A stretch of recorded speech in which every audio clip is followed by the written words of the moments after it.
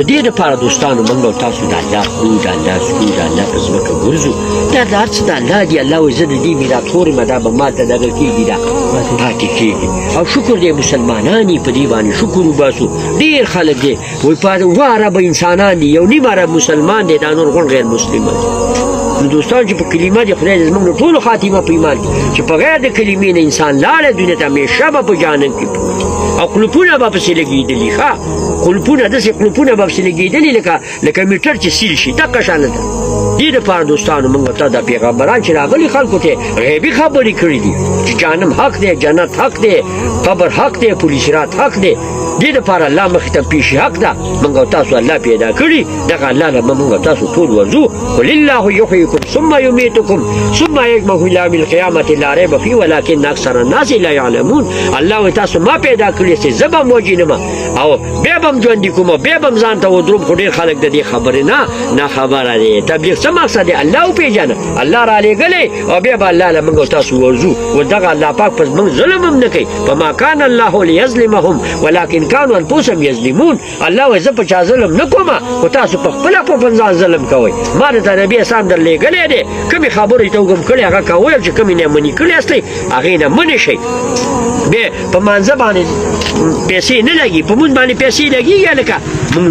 ما پنځه وخته مانځه باندې د الله وعده ده چې زه بیا په خپله ذمهوارۍ په جنت کې داخل کړم او چې نه کوي زما ورته هېڅ ذمهواري نشته مونځ څومره خلک دی پرونه بله یو ځای کې مونږ ګشت کوو یقین وکړه نه د مازدیګر مانځه له څوک رال جومات ته مونږ ګشت کوو او نه د ماښام مونږ درې کسانو دریو ځان له مونږ نو راځه او کریري د تارونه اړوه وراړه دغه شی او قسم دی چې دا ټول قندارو ډاکټر کریله کې تا کې دین نه ته به پریشان یې او که پریشاني خو داسې نه لګي چې د پیسو سبقت وي سپی په ټوډي کې کښېنوم خلکو ته سپی وي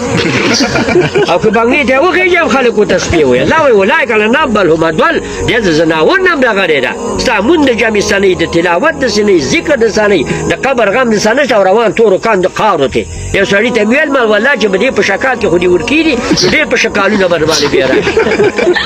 دا خو یوه ورځ خو نه ده که نه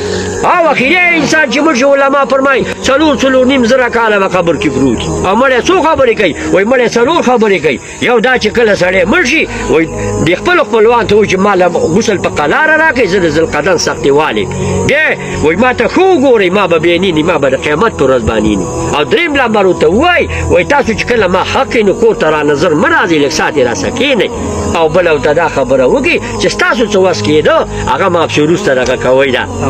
راولالېږئ که نه نو د دې دپاره دوستانو موږ او تاسو خپل لمونځ به دې شی شي په مانځه باندې د الله وعده ده ان الصلاة تنهی عن الفحشاء والمنکر بېشکه چې دا مونځ انسان د بېحیا او د نارواو کارونو نه منې کوي نو زموږ کور کې صحیح کېږي هلکه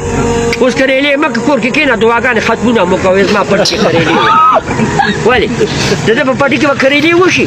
هغه دین چې په کوم دین باندې د الله وعده ده ومن یبتغي غیر الاسلام دینا فلن یقبل منه فی الاخرة من الخاسرین الله وایي که زما د دین نه چا بله لارې اختیار دا په لوی نقصان کې پرېوت بل ځای کې الله پاک فرمایي ومن اعرض عن ذکري فإن له معیشة ضنکا د الله د ذکر نه د الله دین مراد دی ستا مونځ د جمع څه نشته تلاوت نشته کال 12 بیا چې ستا غریبي ختمه نه شوه نو الله وایي زه به تاسو پریشانه کړم